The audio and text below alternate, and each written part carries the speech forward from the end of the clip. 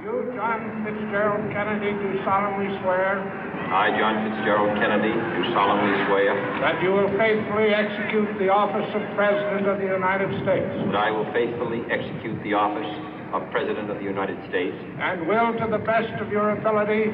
And will, to the best of my ability. Preserve, protect, and defend the Constitution of the United States. Preserve, protect, and defend the Constitution of the United States. So help you God. So help me God.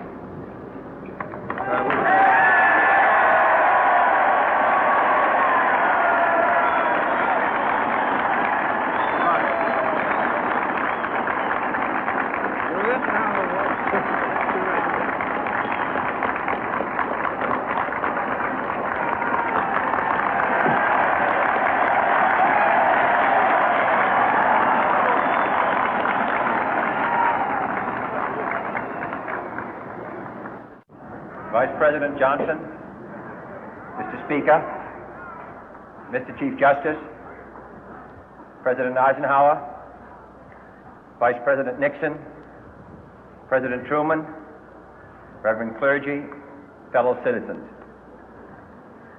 We observe today not a victory of party, but a celebration of freedom, symbolizing an end as well as a beginning, signifying renewal as well as change. For I have sworn before you and Almighty God the same solemn oath our forebears prescribed nearly a century and 3/4 ago. The world is very different now, for man holds in his mortal hands the power to abolish all forms of human poverty and all forms of human life. And yet the same revolutionary beliefs for which our forebears fought are still at issue around the globe. The belief that the rights of man come not from the generosity of the state, but from the hand of God. We dare not forget today that we are the heirs of that first revolution. Let the word go forth from this time and place to friend and foe alike that the torch has been passed to a new generation of Americans born in this century, tempered by war, disciplined by a hard and bitter peace, proud of our ancient heritage, and unwilling to witness or permit the slow undoing of those human rights to which this nation has always been committed and to which we are committed today at home and around the world.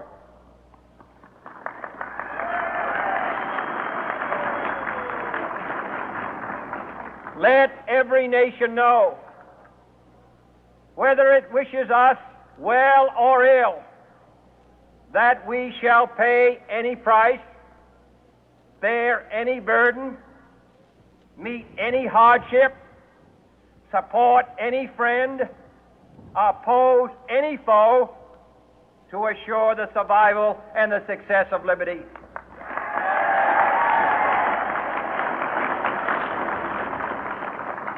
This much we pledge and more.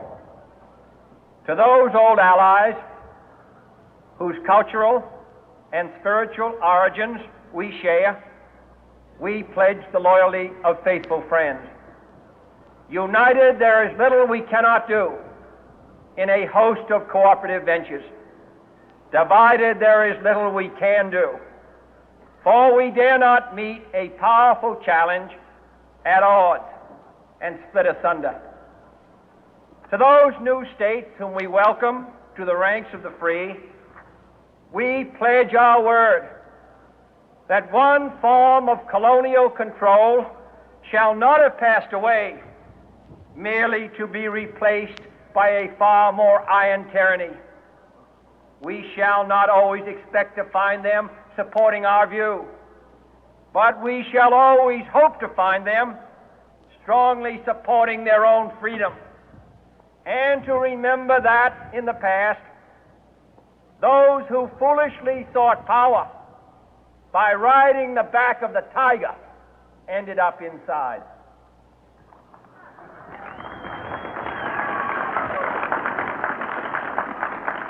To those people in the huts and villages of half the globe struggling to break the bonds of mass misery, we pledge our best efforts to help them help themselves for whatever period is required, not because the communists may be doing it, not because we seek their votes, but because it is right.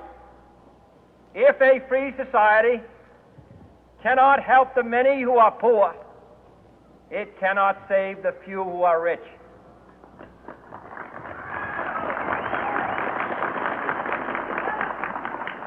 To our sister republics south of our border, we offer a special pledge to convert our good words into good deeds, in a new alliance for progress, to assist free men and free governments in casting off the chains of poverty. But this peaceful revolution of hope cannot become the prey of hostile powers.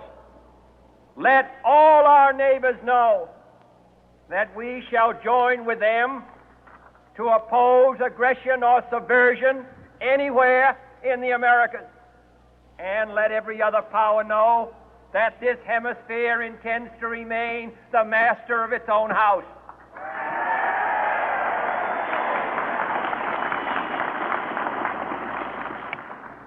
To that World Assembly of Sovereign States, the United Nations, our last best hope, in an age where the instruments of war have far outpaced the instruments of peace, we renew our pledge of support to prevent it from becoming merely a forum for invective, to strengthen its shield of the new and the weak, and to enlarge the area in which its writ may run. Finally, to those nations who would make themselves our adversary, we offer not a pledge, but a request that both sides begin anew the quest for peace. Before the dark powers of destruction, unleashed by science, engulf all humanity in planned or accidental self-destruction, we dare not tempt them with weakness, for only when our arms are sufficient beyond doubt can we be certain beyond doubt that they will never be employed. But neither can two great and powerful groups of nations take comfort from our present course, both sides overburdened by the cost of modern weapons, both rightly alarmed by the steady spread of the deadly atom, yet both racing to alter that uncertain balance of terror that stays the hand of mankind's final war. So let us begin anew, remembering on both sides that civility is not a sign of weakness, and sincerity is always subject to proof. Let us never negotiate out of fear, but let us never fear to negotiate.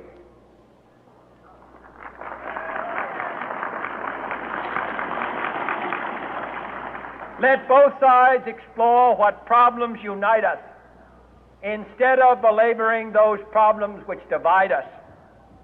Let both sides, for the first time, formulate serious and precise proposals for the inspection and control of arms, and bring the absolute power to destroy other nations under the absolute control of all nations.